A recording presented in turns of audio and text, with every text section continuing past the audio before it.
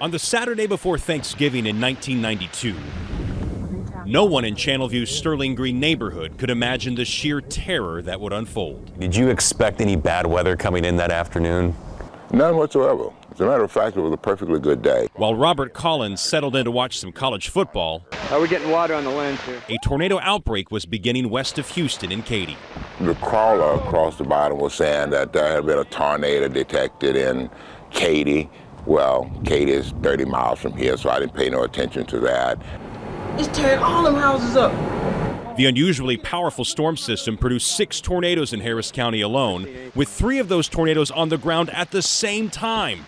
An F2 that touched down near Rice University, an F3 near Lake Houston, and the only F4 in Harris County's history tearing through Channelview. It was here in Sterling Green that the tornado grew to over a mile wide, bringing homes on this street down to the slab.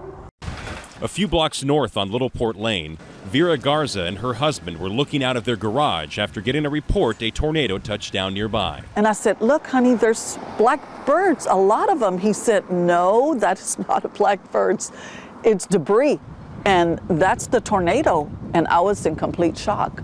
As the Garzas ran to hide inside a closet, a street away, Robert looked out his window and saw his neighbor's roof flying straight toward him. As I turned to run, things started imploding, house started tearing up, the door slammed and I couldn't get out, so I dived into a corner of the room, and at that time it had ripped off part of the house. His wife and daughter, also caught up in the tornado, had just left to go to the store and rode out the terrifying ordeal in their car. And we cried and we prayed and told each other how much we love each other, because we didn't think we were going to make it, because the car started rising up and it slammed back down.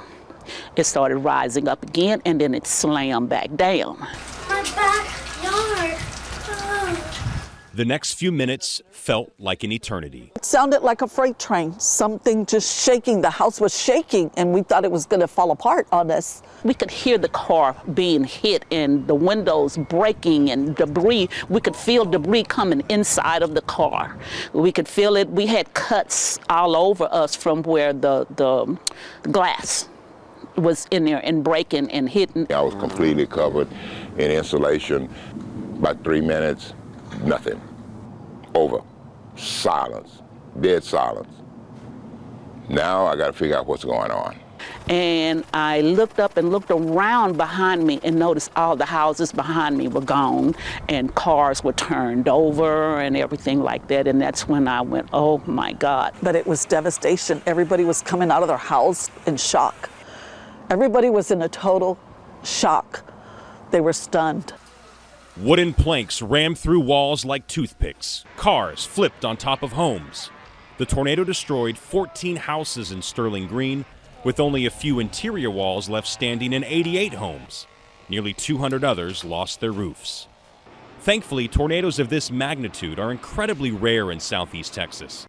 Over 90% of our tornadoes are on the slower end of the enhanced Fujita scale, with winds less than 90 miles per hour. So although they do damage, they're not typically, major structural damage or tornadoes with fatalities. If I wasn't watching TV, I was watching the A&M game on Channel 13, and he described how it sounded, and at that point, about less than 5 minutes after that, I heard this rumbling, and I walked out the front door and I saw it. Miraculously, not a single person died that fateful November day. Part of the credit going to National Weather Service forecasters providing warnings up to 20 minutes in advance. Galveston radar right now shows brand new radar technology allowing them to see the rotating winds of a tornado inside the storms. It made all the difference. I guarantee you, if we had not had this radar, we would have missed the onset of them.